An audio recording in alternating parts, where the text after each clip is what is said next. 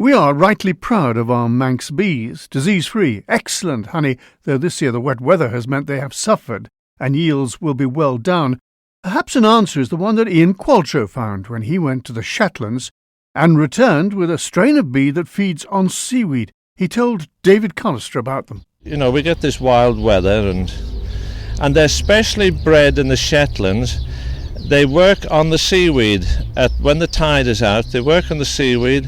Summertime, they can sometimes get 2 goes at the seaweed when the tide is out.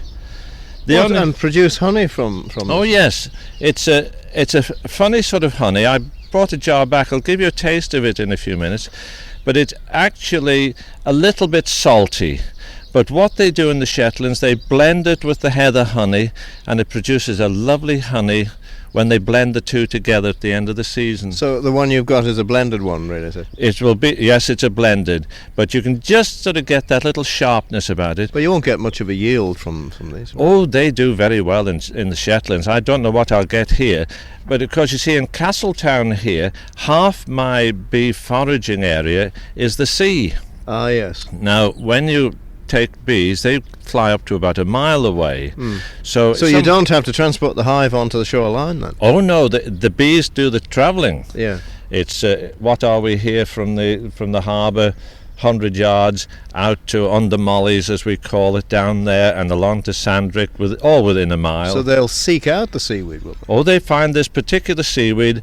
There's one particular seaweed, and in fact they're very good at sort of, once they found it, they do come back and tell the others where to go. Well, are these really new to the island? Have they never been here before?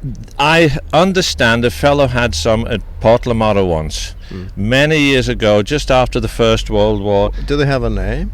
Well, as I say, there's a Celtic name in the Shetlands. Our nearest is Malya, and the honey that you get from them is called Malya Famlac. Yeah. So I'm not a very good Manx speaker, but it's Malya Famlac. Could I taste some of this now, perhaps? Yes.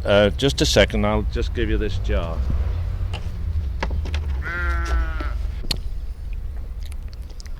Oh, it is salty, isn't it? Well, yes, a little bit, yes. But you can just about get the salty tang of it. Yes, but with the seasons that we've been having, a little bit of this.